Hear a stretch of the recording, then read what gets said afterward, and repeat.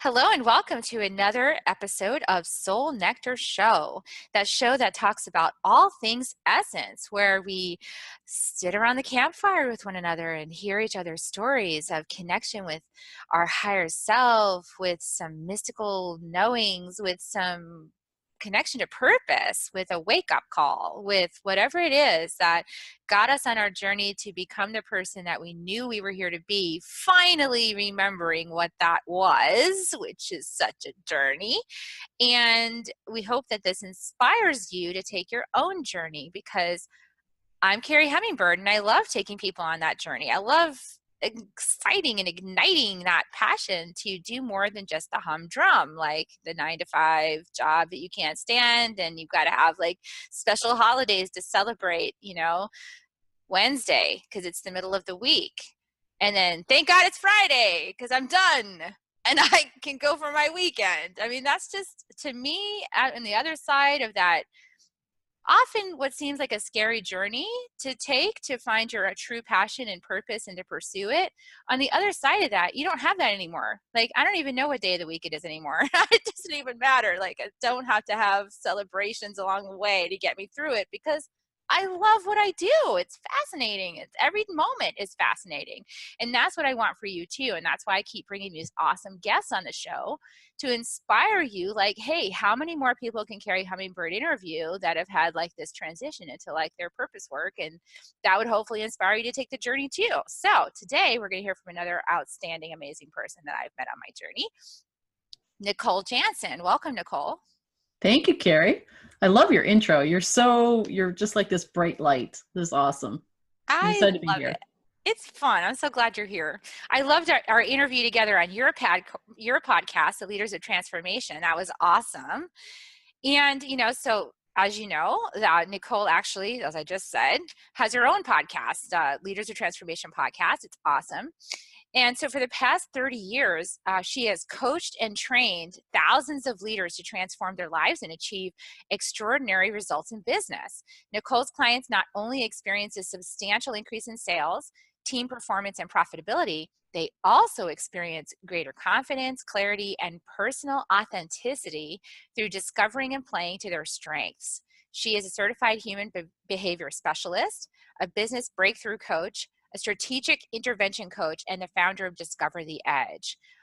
So this is so exciting. Very excited to have you on the show. Last time we had a wonderful conversation on your podcast, and today you're in Hummingbird land. So Woohoo. over here in Hummingbird land, we go woo. We go a little woo because that's where it's at, right? I'm like leading the woo movement, I've decided.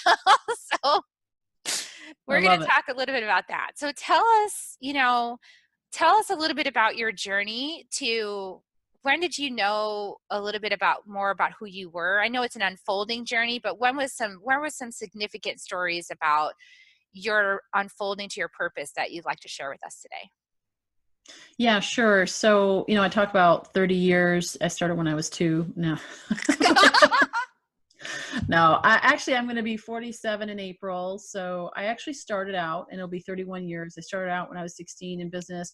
I just had this unique background of my parents being entrepreneurs and owning businesses, franchises. My dad was in the garage business, and just, that's kind of the space that I was in. And so I, jumped into that full force, and everything was great.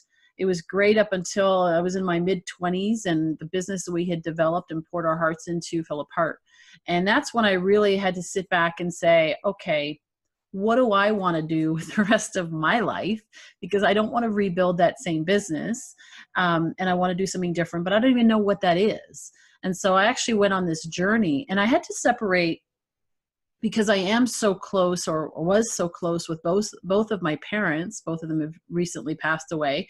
And it's been weird so this has been another transition even just recently, because we were so close that sometimes you can get intertwined with other people's dreams and visions. And so I had to ask myself, what is me? What is what I want to do with my life? And what it is that is them, and what they want to do with their life. So My parents, of course, were fully supportive of that. I didn't say of course, because sometimes, parents are not, but my parents were really supportive of that. So yeah, my mid to late 20s, I started asking myself, like, okay, so what is it? And I started asking myself, like, what are my strengths? What's my passion?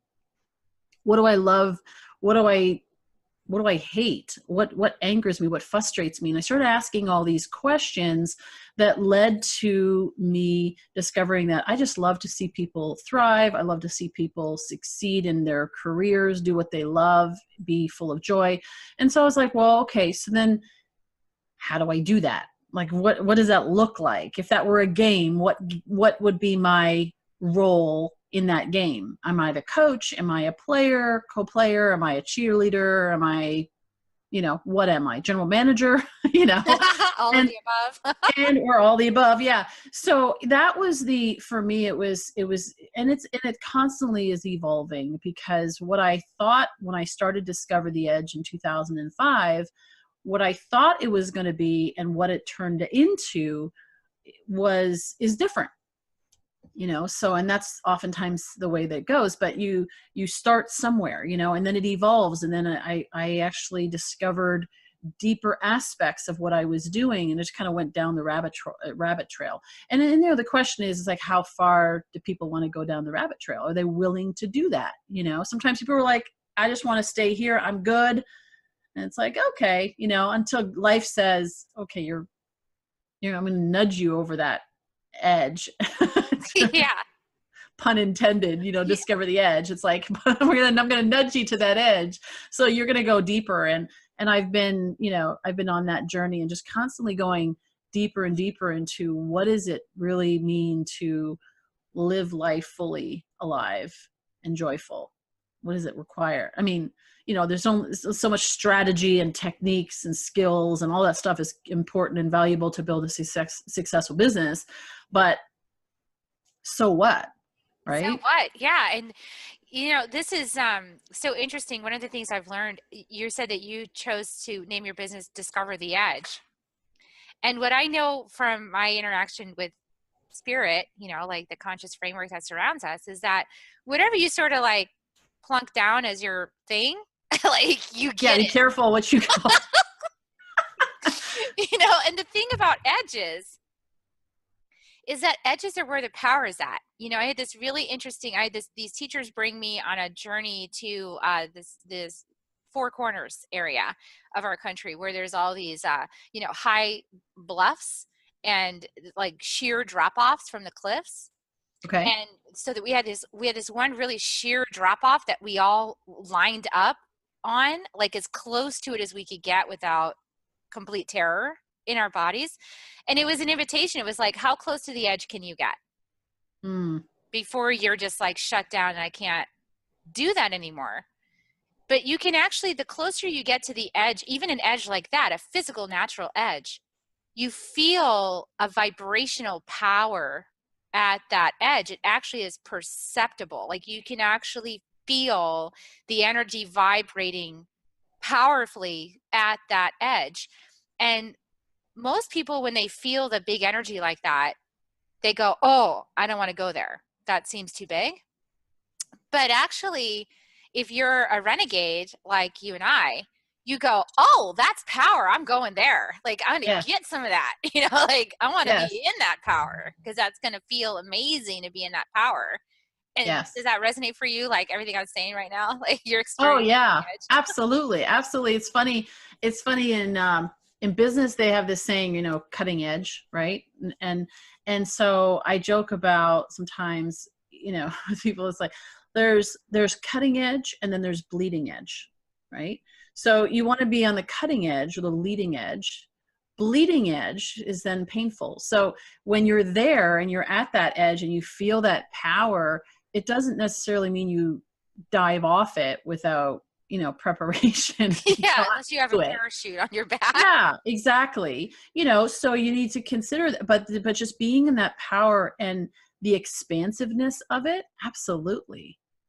Being in that's what, when people say, what's the edge? It can be a lot of things, different things for different people in the way that you describe it. But it's that place, that sweet spot when you're expansive, when you're doing what you love, what you're meant to be doing, right? What you're passionate about, all in it, and it's like you're in the zone. That's the zone when you're there and things are flowing and happening and you're just loving. It's like what you were just describing in your intro. It's like, I want people to feel like this, right? Where they love their life, they're not waiting for Friday to come. Yeah, they're And not like I'm like, when you bye. said that, I'm thinking, yeah, what day is it today? Right, it's I don't even Thursday. know what day it is. But yeah, it's because every day is a like a the other, another An day. adventure. It's an entrepreneurial time system as opposed to a bureaucratic time system where people put the box around, and I do believe that entrepreneurship is a mindset. I don't believe everybody's cut out for entrepreneurship. I know that we all have different human designs. There's a great system that I recently came across in the last year or so called human design type. And Yes. actually that's extremely helpful to know that. I know there's lots of systems throughout time that, that like I am ENTJ. What is that system? That's Myers-Briggs. Yeah. Myers-Briggs. Yeah, I've done that one. I am extroverted, but I also was introverted before, so I can flip. I'm a flipper. So that's why I like this system, this other system, because human design type actually shows you like who you are. And it's funny because this whole world is about polarities. Somebody wants Hey, to your say hello. cat is hot. Hey, kitty. Hi. He's like, Your whole life, this whole place, this earth plane is filled up with dichotomies and paradoxes. So even within yourself, there's like these dichotomies and paradoxes. Like you're not the same from moment to moment, but there is a pattern to your madness, right? So like when you start to find out who you are, like in human design type, they share with you that kind of information. So I'm like a hermit opportunist. So I'm a interesting. hermit in Yeah. the fact that I will kind of sequester myself. Like I pretty much in my house almost all the time, people. Unless I'm at a retreat or something like that, I'm pretty much at my house. And I don't venture unless I'm going to go to the grocery store. So I'm pretty much here in my house. But I'm an opportunist. So when there's an opportunity or when I'm inspired to do something, inspired to take action, I'm like all for it. Like I'm on these broadcasts. If I'm going to be inspired to go do a networking thing, I'm like there, and I'm like really there, not just kind of sort of there. But then I retreat because I'm a hermit. So anyway, it's a great system to find out about yourself. That was like a manifesting generator. I don't know too much about it, but like apparently I'm a manifesting generator, whatever that means. And that's a great thing to point out because I'm a manifester. I'm a full-on manifester. You're a manifester generator. So those types, we're the ones who get shit done. That's who we Yeah. are. Yeah. We get stuff done. Sometimes people are not like, we can just act. We can just like, okay, bam, that's easy, clear, boom, path, like do it. Whereas I've noticed I've got some people in my life that are generators. They just flat out can't necessarily do that. They actually need structure in order to be successful. They actually Mm. need direction, and they need somebody, requesting them to do things in order for them to actually do it.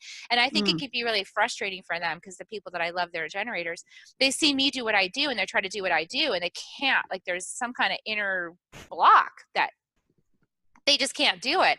And it's not that there's anything wrong with them. It's just that they just have a whole different scheme on this earth. Like they're just not supposed to be doing that.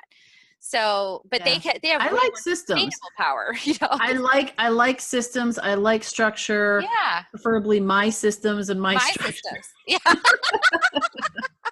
That's want why to we're create them. entrepreneurs. Yeah, exactly. And that'll manifest and get shit done in the context of that. But that's where, to me, it's how do I get from point A to point B in the shortest period of time? That's where systems and structures come in for me, right? So I don't have to waste time and whatever. I just am like in it, in And it that's to one of win the it. reasons why I do broadcasts like this is because I'm a manifester. I don't have as much ability to sustain energy with projects. Yeah. That's a challenge for me. I don't have that generating aspect. So for me, I've got to like do a one and done. Like, okay, I'll record this and then I'll refer everybody to it. I'll be like, you want to know about that? Go watch this interview. Like, I Yeah. can't sit here and tell you about it because I'll run out of energy. I'll literally get drained by that Yeah. process of explaining it to lots of people separately. Yeah. So the interesting thing about this conversation is that to it doesn't matter what your design type is. It's helpful to know because it'll explain things to you about why it is that you notice this person can do that, but maybe you can't, or you struggle in this area or that area. But the fact of the matter is, it doesn't matter who you are or what your design type is. You can live a life that's purposeful and that's filled with joy. Yes. But there's something in the way of that too for a lot of people, and that's that glass ceiling, like Gay Hendricks talks about in The Big Leap, right? Mm. It's like there's the glass ceiling that we keep in place with all of our limited beliefs. Yes. Well, and that's it, the glass ceiling. So it's interesting. Yesterday I was talking to somebody and he said, "Oh, you should talk to so-and-so. And she's this amazing, badass woman, you know, but she's really not into the Me Too movement. And she doesn't believe in, you know, she doesn't see herself as a victim." And I'm like, "Ooh, I like her already." Because I don't believe in that where it's like, you know, that we're a victim or that glass ceiling, there are limitations that are put on us. But most of the glass ceilings that I've ever experienced in my life were the ones that I put on myself. Yeah, Right in here. absolutely. Right. And so it's really when, you know, we're talking about the edge, we're talking about taking this leap. It's like, it's setting yourself up to succeed, like working on what you can. Sure, there are things that are going to happen in the world that, you know, they're going to happen. They're always going to happen, right? You're not going to be able to control the, you know, everything and everyone and all the, you know, political, economical things that are going to go on. But what you can control and what you can choose is your mindset and how you know, and I know we were talking about, I have my new book that just came out yesterday. I actually got my first copy. Woohoo! And we were talking about worthiness, right? Where does worthiness? Worthiness comes from, it's got to come from within, because if it comes from outside, if your worthiness comes from outside, if your confidence comes from outside, if your capacity comes from outside, then you're always at the whim of what somebody else thinks or does. You know, that is such a good point. I was thinking in my mind as you were talking, I was thinking about somebody that we all know who is extremely successful, but started off in a space where she was not demonstrated that she had any worth at all. And is like now this mega star, and that would be Oprah. Yes. Oprah started off with like deficit of worthiness as a child, Yeah. the way that she was treated and handled.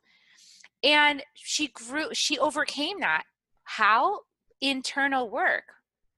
Yes. Devoting herself to her internal work and changing her mindset and changing how she viewed the world. And then she turned around and shared all of that wisdom with the rest of us, right? Yes. And by the way, she's a generator. So she just learned how to use her strategies, like understanding herself in order to achieve everything she achieved in her life.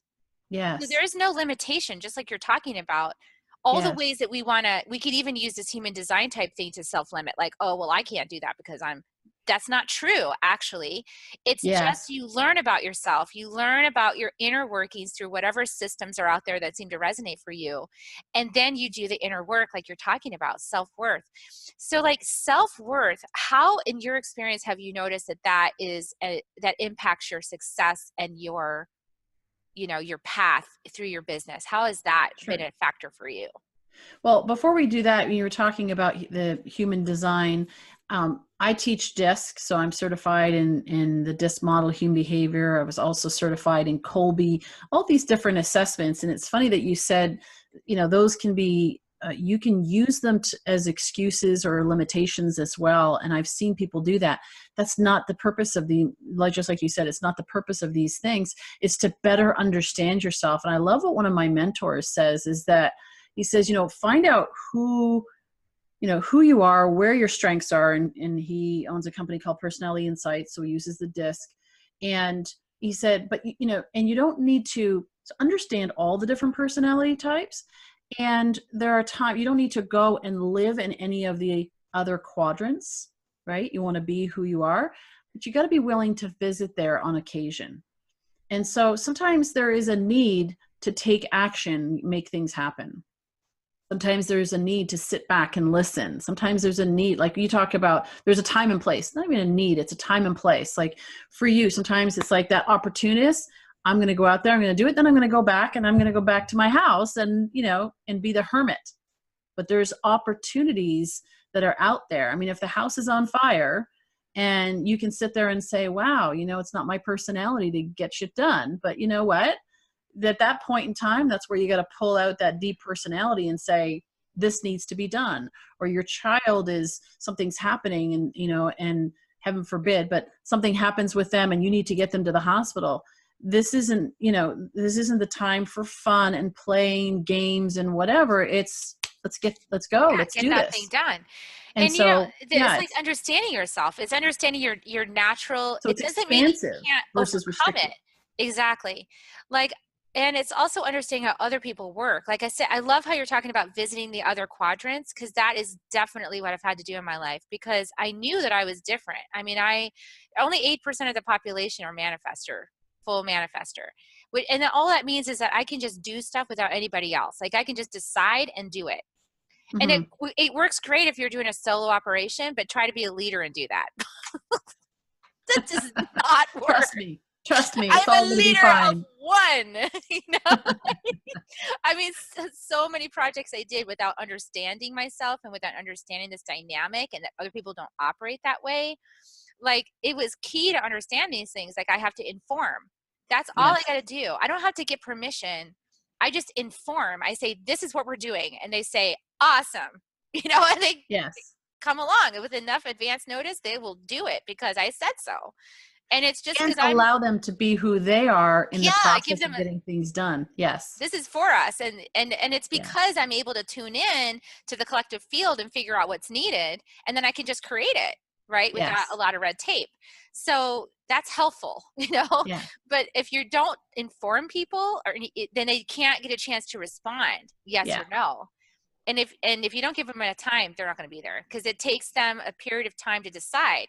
So these are things that when you start to explore these dynamics about personality and human design and all of these other systems that you're talking about, you start to realize that there's certain requirements that each type has in order to come along with the collective thing. And if you don't give them the space and honor that structure that they require in order to participate, then you're not going to have their participation. They're just flat out, they just actually can't do it. So you've got to give them this. Like, I think emotionally centered people, they sometimes, and there's some design types that need like 45 days to make a decision. So right there, if you want those people on board, like, it's going to be, you got to inform. So they have 45 days to like do the internal, like, mulling it over and the thing that they do in order to make the decision, which drives me crazy because I can do it now. Like, I could just go, yes. Yeah. And I can. So we got to understand each other. And that's bringing together, if you're building a team, whether that be a team in your family, because oftentimes even like spouses can be opposite. And so if you're the take charge, make a decision, that would have been my dad. He has an idea. He's a quick start, like, okay, I have an idea and I'm going to do it right now. Right. My mother is the one that would say no, and then you might work her up to a yes. But basically what that was is, I'm going to think about it and process through it, and I will let you know. She was And he's probably like, a generator. why can't you just make a decision now? She's like, because I need to think about it. In my case, I'm much more like him in that way, where, I think about it and it happens like instantaneously in my brain. I process through everything and go, yeah, okay, we're going to do this and we're going to move there. But coming back to your question, when you were asking about worthiness and how does that apply to success, in this book, it's Power Up Superwomen. I just waved it around, but I didn't actually say what the name of it was. It's stories of courage and empowerment, and it's women that have been through great trials and difficulties and overcome them. And the chapter that I wrote, which is chapter 8, is on worthiness from within. And in there, I talk about my own experience with this, is that, and how does this impact our success? If you don't feel that you're worthy, I believe that when we're children, we have almost everybody that I've ever coached, and I've worked with a lot of people, as you mentioned in my bio, over the years, they all have this belief that they've developed. There's like a primary belief that all the other beliefs stem from. And what I notice is a lot of times that belief is actually a lie, right? So it comes in different forms and fashions, different language. I think that's based on personality, how that works. But it's all about not being enough. Some way or other, it's I'm not important, that was mine, or I'm insignificant, I'm not good enough, I'm not pretty enough, I'm not smart enough, I'm not tall enough, I'm not enough in some way. Even one lady that I was working with, very successful, she has done more by her mid 40s than most people have done in 2 lifetimes. And yet she had this entitlement conversation that was showing up in our conversation, and she was struggling to get a business going and raise capital. And I said, okay, let's just back up here. I'm hearing something. Let's go back to your childhood and figure out. I don't go, we don't sit there for weeks and months and whatever, but you just go back there and saying, where does that come from? And we realized this was this lie, this belief that that we all have that runs the rest of our life. So for me, I thought that I was not important. I knew I was loved. I knew my parents loved me. I knew that, I was a good person. And I was good at what I was doing, even in school. I did really well. But I felt that my parents were busy. They had businesses and doing all these different things. And so I just thought, well, what they're doing is more important than me. And right. And so it came out. That's the curse of being a manifestor and having children. So there you go. Right. So yeah, so exactly. So for me, it wasn't anybody's fault that somebody did something or didn't do something. It was how I interpreted it. And that's important to understand, because there are things that happened that validated that belief that you could see a number of different ways. You mentioned Oprah. Oprah took what was her life experience and situation, and she could have decided to go and believe one thing or another. She could either believe that this is the way it is and it's always going to be this way, or I'm going to learn and I'm going to get myself out of this. There are stories of two brothers have an alcoholic father, and one brother becomes a doctor, the other one becomes an alcoholic. And they asked both brothers, and they said, well, so why did you become an alcoholic? Well, because my father was an alcoholic. And the other one, he said, well, why did you become a doctor? He said, because my father was an alcoholic. Right. So, it's how we interpret things. Tony Robbins says nothing has meaning except the meaning we give it. So where does this fit into worthiness? So I had this thing of like, I'm not good enough, or I'm not enough, but it was really, for me, it was that I'm not important. And it played out in my life where I would always put other people first. I would always be like, oh, no, let me celebrate your success. Let me go help you build your business. Let me go help you do whatever. And there came a point in time when I got married, and I thought, and it's interesting with that lie, we either do one of two things. We either try to prove ourselves wrong in the rest of our life. So I have this fear of not being important. So I'm going to prove and do everything I possibly can to prove that I am important, or that I am enough, or that I am loved or lovable or whatever. Or we give in to and say, that's just the way it is. And so because of this is how I'm going to live my life. Kind of goes either way. And so for me, I think it was a kind of a mix of both, right? Put everybody else first. But, when I got married, and I was like, see, you know what? I've got everything I felt so good, right? This person loved me, and I was going to get married to this amazing, person, have this great life. And then it fell apart. And in the process of that, I'd also had a couple of failed businesses, one which was our family business, another one which was a franchise that I invested in, that their system was very problematic, and I ended up having to shut it down. But regardless of the reason, having those failures and saying, wow, you know what? Like, maybe there's something wrong with me. Maybe I am not what I put out that I am. Maybe I'm a fraud. And then I get married, and I'm like, yay, this is awesome. And then he decides I don't want to be married anymore. All of a sudden now I'm asking, and it's like all of it came at once.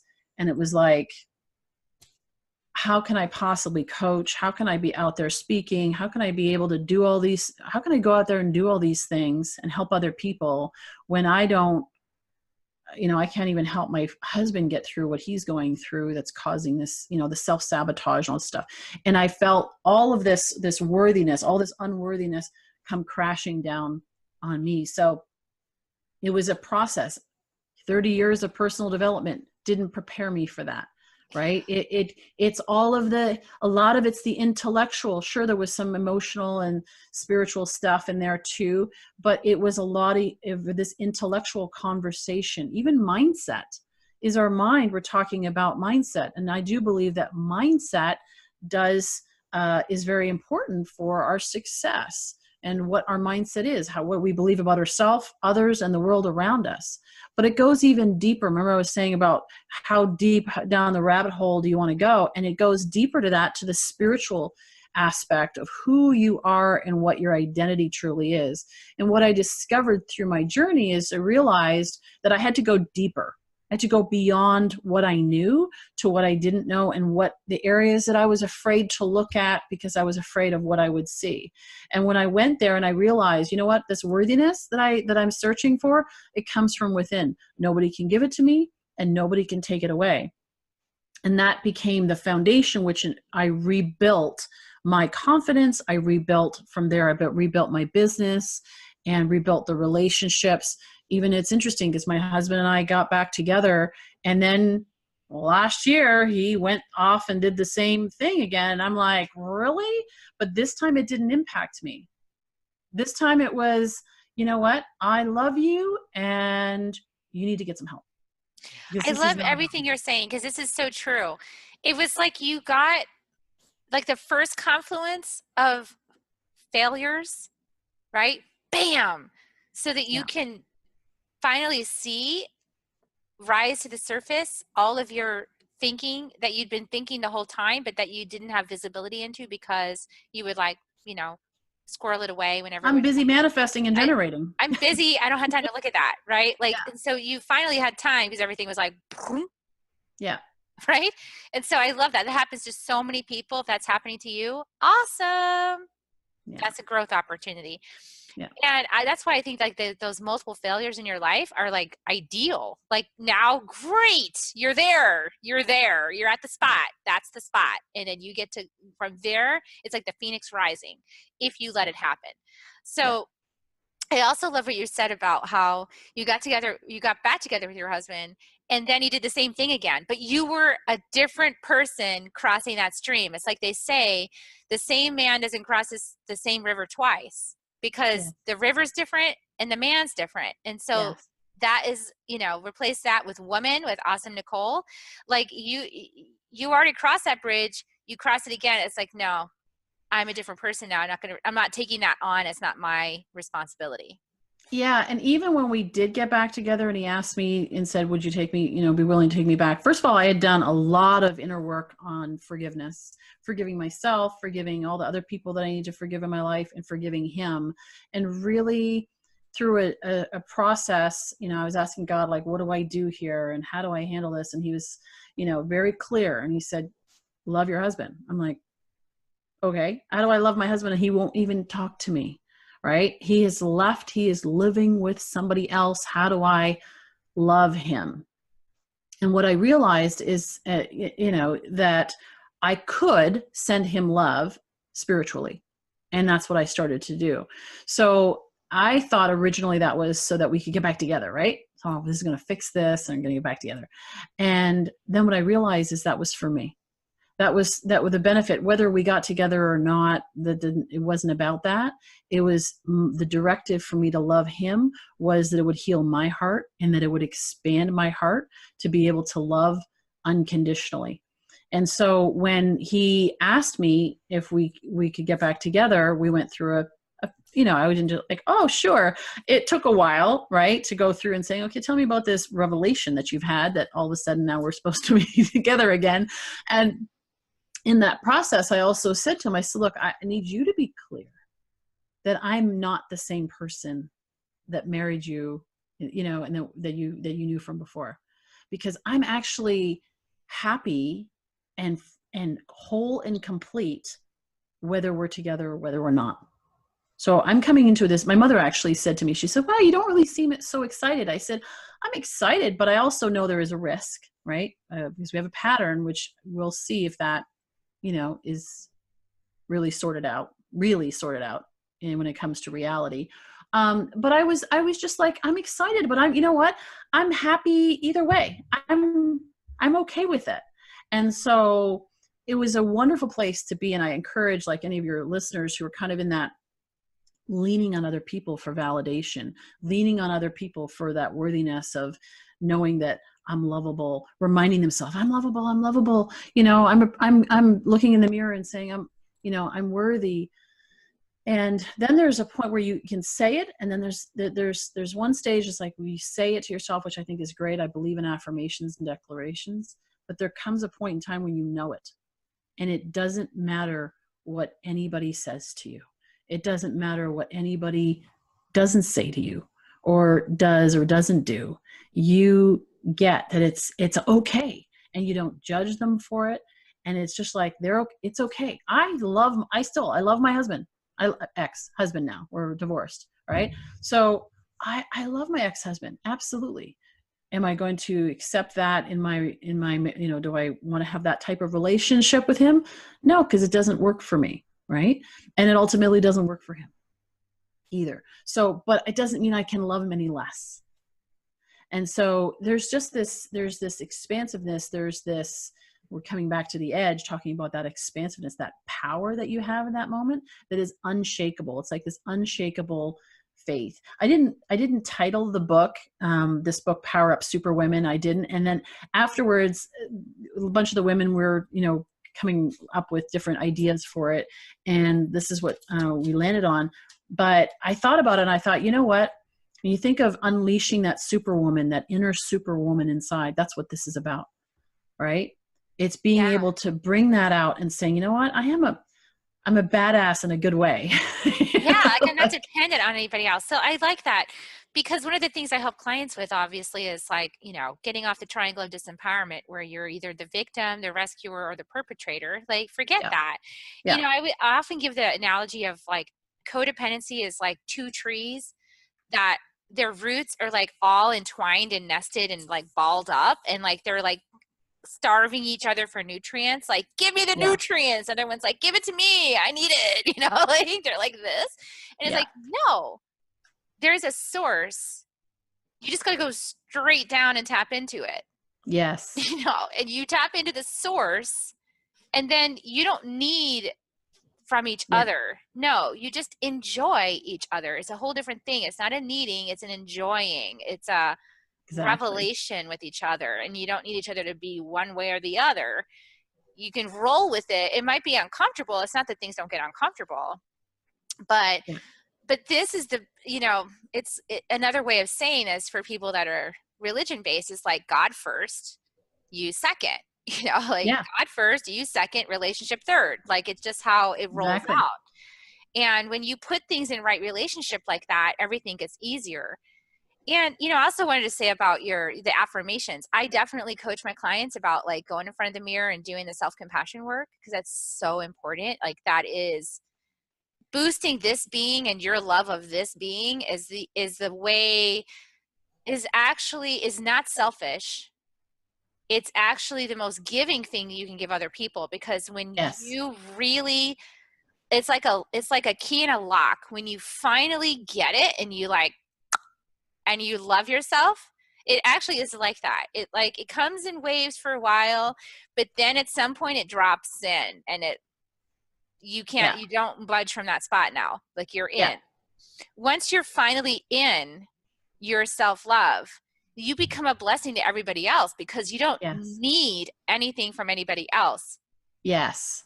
You can still have reciprocity, and reciprocity is important. Sure. It's not like you're constantly giving, but you're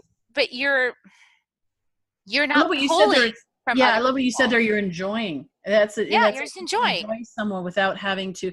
I mean, it's great in the movie, Jerry Maguire, the classic line, "You help me, help you." Yeah, well, that one, show me the money. But there's also the line where she says, "You complete me." And, it sounds so Sounds so romantic and wonderful. wonderful. It's so full And of it's, shit. and it's full. Yeah, exactly. It's BS. That Yeah, doesn't, because nobody you're completes, always going to be but disappointed. Look, my parents both passed away within a short period of time. My husband and my mother passed and my husband left, and that was within a 2-month period of time. If my ability to be whole and complete was based on other people, I would have been a mess. And what I realized when I'm like, wow, my dad's gone, and we have a really small family. So we've got my dad, my mom, my brother, his family, my brother's family, and that's it, right? Pretty much. My uncle, who we've reconnected with now, my brother, my father didn't talk to him for like 20 years or something, but they reconnected before he passed.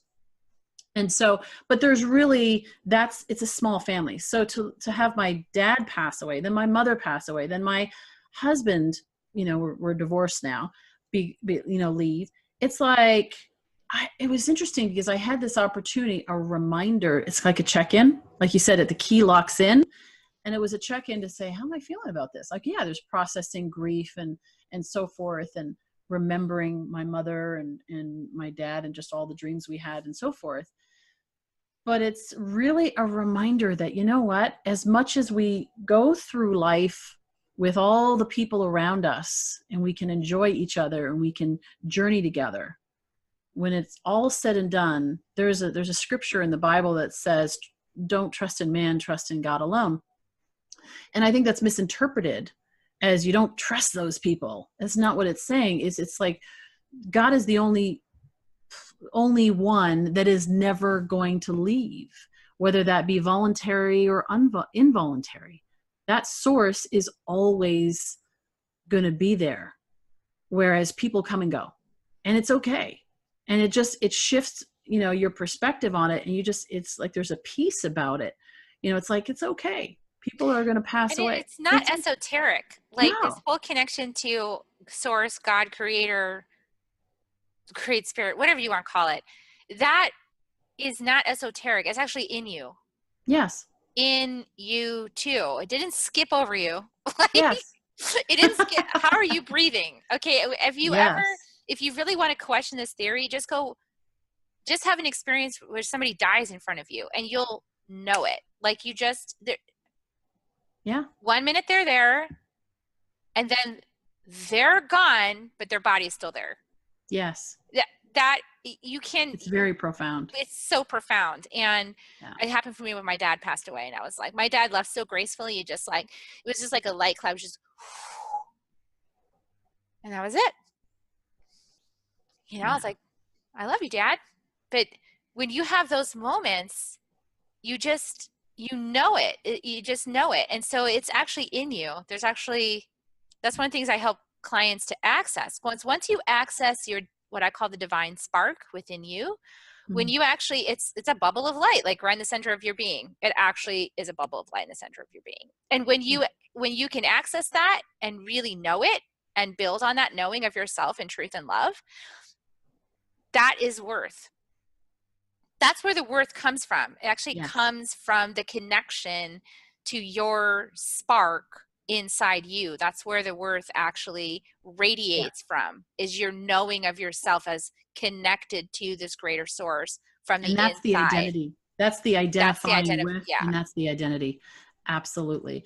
Recently, somebody that was on my podcast was saying about how what you do and so forth. She was implying that whether you're a successful CEO or whatever, she was saying that that's your identity. And there's so much danger, actually. And I know that she didn't quite mean it that way, but the way it came across to me, it made me think about that and saying that there's some danger to that. If you have your identity wrapped up, my cat wants to hang out with us too. He feels it's the good totally energy. Fine. I love kitties. He's back. Yeah. When you wrap your identity up, even into what you do, your title, all of that. And I think that was a blessing. There was one point where I said, God, like, why is this happening to me? Right. Back the first round, way back. Right. And it was very, when we stop and we listen, the wisdom that we get from source or from the Holy Spirit, whatever you want to call it, is so profound. And I was like, okay, so you're taking away all of the things that you're attached to, that I'm attached to, people and things and accomplishments and doingness, because it's like he just wants me to get that I am not those things. I am apart from those. I'm connected to him, right? You said that's that light, that spirit. I am spirit. I'm a spirit being, and I do those things. And it was actually at that point where I was like, oh, okay. Because when my husband announced that he was finally, the first time around, when he finally decided, okay, I'm going to leave, the business partner, that somebody that I'd been working with for a number of years, that was working into business partnership with me, announced 24 hours, and within the same 24 hours, he was leaving. Then I had almost all my clients all drop off within a short period of time. It was like everybody was leaving at the same time. And I had shut down this franchise and all these things. And it was just like, what is going on? And But see, most people think that they're failed or they did something wrong, and they internalize it like I was bad or I did something wrong for all that to happen to me. And it's the opposite. God's saying, you're ready for the next lesson. Awesome. You're ready to realign yourself to you're ready for the next level in your growth. You're ready to realign to source. Yeah. That's what he's saying. And it's like, awesome. It's not a bad thing. Differently. Yeah. Then you approach it differently. Totally. So like your whole life. You're excited. It's like upside down world. You know, you go, wow. Actually, you go right side up. Because I think the first part of your journey is the upside down world. Most people are still in upside down world right now. Identifying with their job and their spouse and their like material stuff. And then that's the upside down world. And when you go through this transformation, the world goes right side up, and you go, oh wow, that's right, I forgot that I wasn't that stuff. Exactly. And that's where freedom lives. And that's that. And so that's a huge edge. It's the biggest edge there is no bigger edge than this flip. And the flip can happen multiple times in different ways, but there's really only one major flip, and then the others are like little flips. Because this flip is the big minor one. Distinctions. Minor distinctions and little realignments. But the flipping from upside down world to right side up world, that one is a huge flip, and there's a lot of power in that flip. There's like it's like the air can expand, and you can sort of feel the floor drop out from underneath you, and people kind of like go like I need something, nothing's around me, it's gotten too big here, you know, like what's going on? Where's all my walls? You know, like where's my ceiling, my floor, my walls? And they're kind of freaking out, and they want to like go hide from that. And it's like, no, this is juicy, big part of the story where you actually do the big flip and you come into right side up worlds. Like this is a good thing. Yeah. Awesome. Coming out of the womb and down the birth canal. And the whole big wild world out there. Yes, absolutely. So awesome. Well, this sounds great. I'm sure that your book is awesome. I mean, it's got a chapter by you, and then I know that you picked a lot of really awesome women to be part of it, so I'm sure it kicks ass. It's available on Amazon.com, right? Yes, it is. It is. And I've got a designated page, a landing page that I put together for your listeners. It's discovertheedge.com/soul nectar. And there'll be some free downloads. So I've got a 30-day guide, which I did, which is called 7 Keys to Maximizing Your Potential. And so there's short little exercises for every day for 30 days to really tap into your potential. And then also, if there's anybody that has a business out there and they're looking at how to transform their business into a force for good, to be able to build a mission-based business, how does this translate in the business world? Then there's another download there. And then certainly the book, but also if anybody wants to reach out and they're just, how does this apply? I'm navigating these waters? Certainly you're an excellent resource for that. And if they want to terrain. You do more of the practical business, like the business, as it translates. Once they've worked with you and they're like, okay, I'm ready to fly. and they want to know how that translates in the business, then they can come out and reach out to me, and love to have a conversation with them. We can do like a free strategy session or discovery session and see where it goes from there. Sounds awesome. Yeah. Woo! That's You're so good much stuff. fun to talk to. I Yeah. know. I really love talking with you. It's so much. I hate to end. I really don't want to end the interview. We're having so much fun. But, it's that time. So here's what I like to do, everybody. I like to give kisses. Would you like to join me and give everybody kisses? Sure. Okay. So we're going to give you guys kisses. We hope you really enjoyed this broadcast. Before we give you kisses, though, please leave a comment on YouTube or soulnectar.show or iTunes, wherever you found this broadcast. Leave a comment. Let us know what you thought. Let us know a key insight that made a difference in your world. Let us know any questions you might have, because we are paying attention. It's not just like out there looming, without anybody watching. Like, we're watching. So if you leave a question, we'll answer it. So please leave us feedback. And if you really love this, leave a review, just so that we can get more people to find out about our show and our podcast here, Soul Nectar Show. So thank you so much. And now here comes your kisses as your reward for being good. We love you. Mwah. Yay! Thanks for joining us, everybody. We'll see you next time on Soul Nectar Show. Bye. Bye.